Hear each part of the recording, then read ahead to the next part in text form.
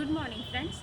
આજકાલ news channel હોય, newspaper હોય, સોશિયલ મીડિયા હોય, એના ઉપર એક જ ન્યૂઝ અથવા તો એક જ મુદ્દો હાઇલાઇટ થયેલો જોવા મળે છે, જે છે કોલકાતામાં second year female resident doctor પર રેપ કરવામાં આવ્યો અને ત્યારબાદ એનું મર્ડર કરવામાં આવ્યું.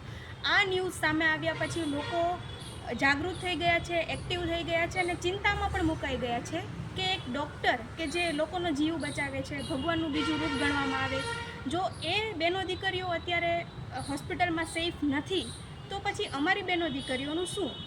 તો આના માટે લોકો જાગૃત થઈ સ્ટ્રાઇક કરે છે, સરકાર પાસે ન્યાય માંગે છે કે અમને ચોક્કસ ન્યાય આપો. ન્યાય માંગે છે એ બધી વસ્તુ બરાબર છે, પણ લોકોને અત્યારે જરૂર છે જાગૃત થવાની. તેમને જે સરકાર દ્વારા જે આપણા સંવિધાનમાં જે જોગવાઈ કરવામાં આવી છે ફિમેલ સેફટી માટેની, એના પ્રત્યે જાગૃત થવાની જરૂર છે. સરકાર દ્વારા 3 કાયદા બનાવવામાં આવ્યા છે.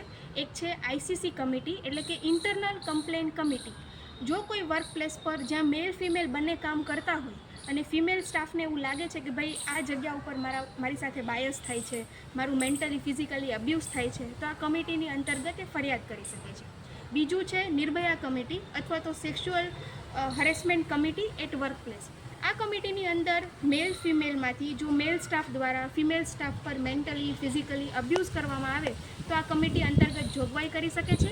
આ કમિટીમાં એક એડવોકેટની પણ નિમણૂક કરવામાં આવે છે કે જે ફિમેલ સ્ટાફ અને મેલ સ્ટાફ વચ્ચે ચોક્કસ ન્યાય આપે છે.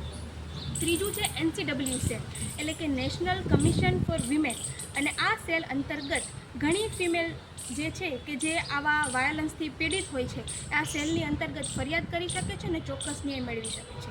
આના માટે અમારી એક યુટ્યુબ ચેનલ છે વેનસડે ફોર વુમન્સ, અને એનો આખો વિડીયો કે નેશનલ કમિશન ફોર વુમન્સ અંતર્ગત વુમેન પોતાના ન્યાય માટે કઈ રીતે ફરિયાદ કરી શકે એ બધી જ ડિટેલ એમાં આપેલી છે. તો લોકો પોતાનો રોષ જાગૃત કરે છે, સરકાર પાસે ન્યાય માંગે છે, આ બધી જ વસ્તુ બરાબર છે. પણ મારું નામ જિજ્ઞા આશીષ પાનસુરિયા અને હું છેલ્લા 5 વર્ષથી આ હેલ્થકેર સેક્ટર જોડે જોડાયેલી છું. બાય પ્રોફેશન NABH કન્સલ્ટન્ટ છું. તો તમામ દેશવાસીઓને હું એક જ સંદેશો આપીશ કે સરકાર પાસે તમે ન્યાય માંગો એ બધી જ વસ્તુ બરાબર, પણ પહેલાં આપણા સંવિધાનમાં ફિમેલ માટે જે રાઇટ્સ આપેલા છે કે એને જો કોઈ આવું એબ્યુઝ થાય તો એ કઈ કમિટીની અંદર કેવી રીતે ફરિયાદ કરી શકે, એના માટે તમે જાણકાર બનો, લોકોને પણ જાણકાર બનાવો. Thank you.